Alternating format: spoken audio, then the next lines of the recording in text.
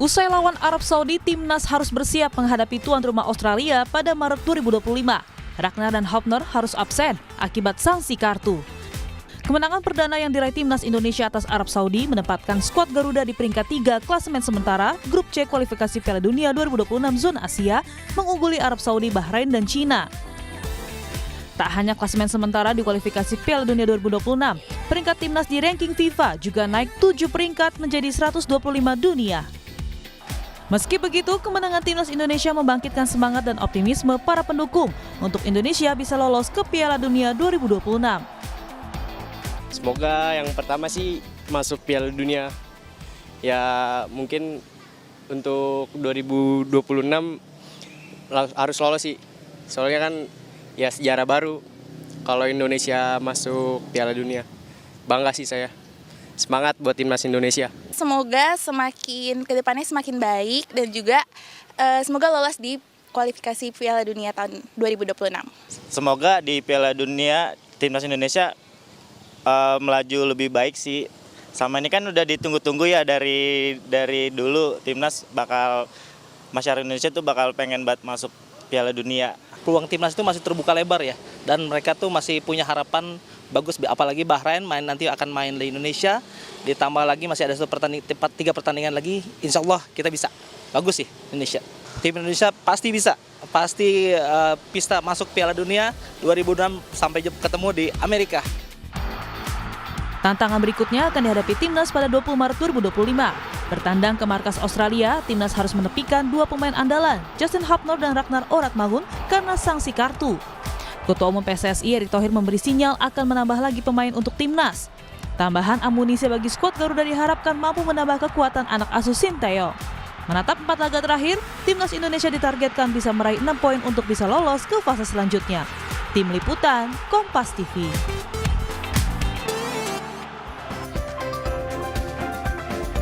Lalu bagaimana persiapan Garuda melawan timnas Australia Maret 2025 mendatang? Benarkah PSSI membidik pemain naturalisasi baru? Dan bagaimana evaluasi timnas Indonesia pasca meraih poin penuh menang lawan Arab Saudi? Kita bahas bersama manajer timnas Indonesia, Sumarji, melalui sambungan Zoom. Selamat pagi Pak Sumarji, apa kabar? Selamat pagi, alhamdulillah kabar baik. Assalamualaikum.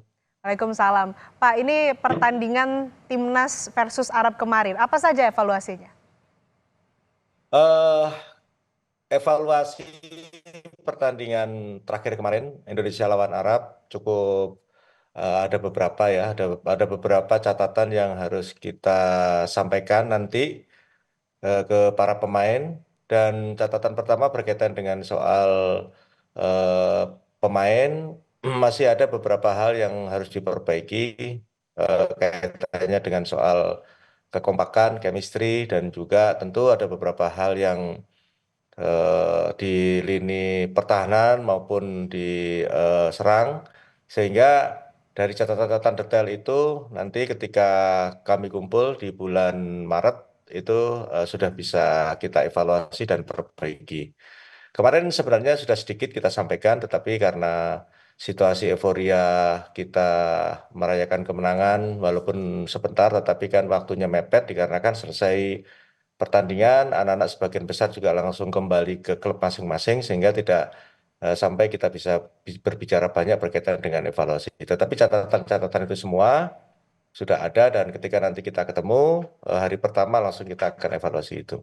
Oke, evaluasi yang dilakukan soal kekompakan, chemistry, kemudian juga terkait dengan lini pertahanan dan juga serang. Nah, lalu pola formasi 3-4-3 ini apakah akan dipertahankan Sinteyong atau ada perubahan nantinya?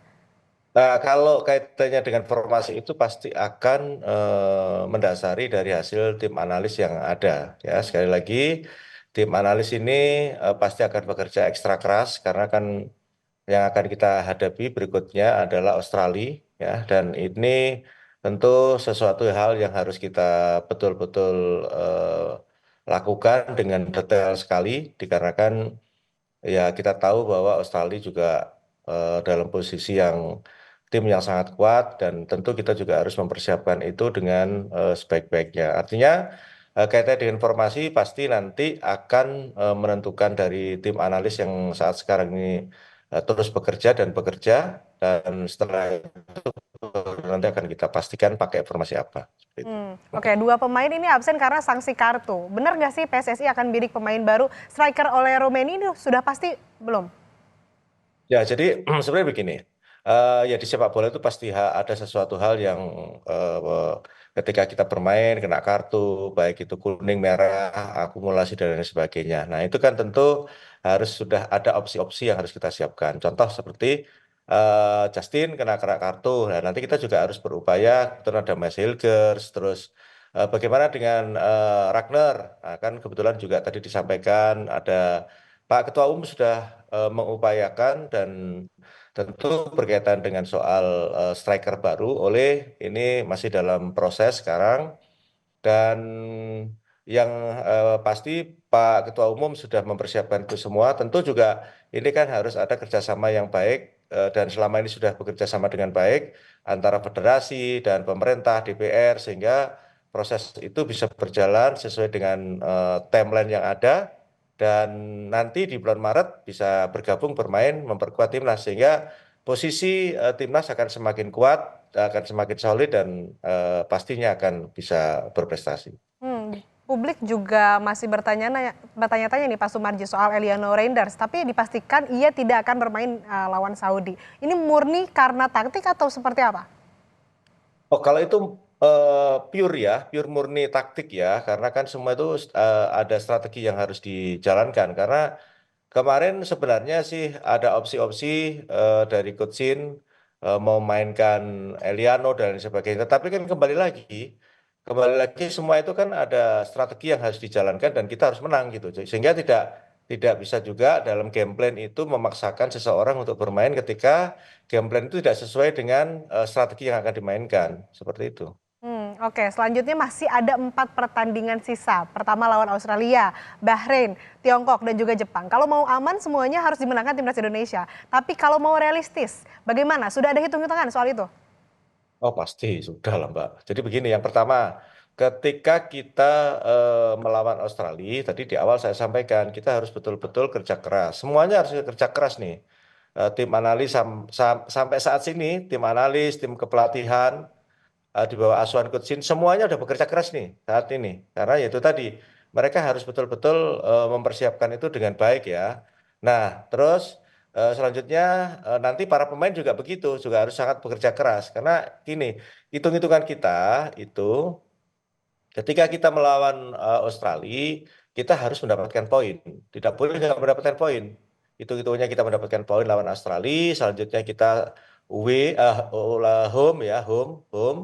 Home itu kita lawan Bahrain, lawan Cina, itu harus sapu bersih, harus dapat tiga-tiganya, dua-duanya. Sehingga kita bisa mendapatkan 6 plus taruhlah misalkan di Australia itu kita mendapatkan 1 poin berarti 7. 7 sekarang posisi, jadi kita dapat 13 gitu. Tinggal nanti terakhir itu nothing tulus lah.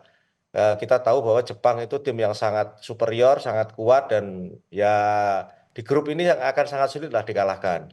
Syukur-syukur pada saat lawan Jepang kita bisa mendapatkan 1 poin, ya siapa tahu namanya juga sepak bola. Tidak ada hal yang tidak mungkin di sepak bola, siapa tahu ya. Tetapi kan kalau melihat statistik, melihat kualitas para pemain, ya itu berbeda. Terkecuali kalau misalkan Jepang punya pikiran, nah sudah di atas angin, sudah tidak mungkin akan tergoyahkan, terus dia memainkan pemain lapis keduanya, ya ini juga nggak tahu juga.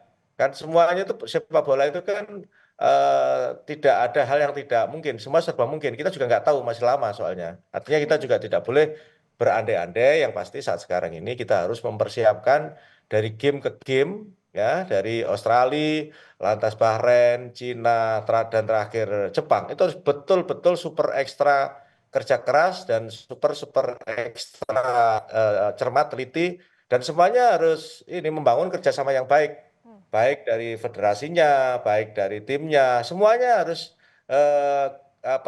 saling ini ya bergandengan tangan, terutama ya yang tidak kalah penting adalah supporter, dukungan seluruh masyarakat Indonesia itu penting sekali.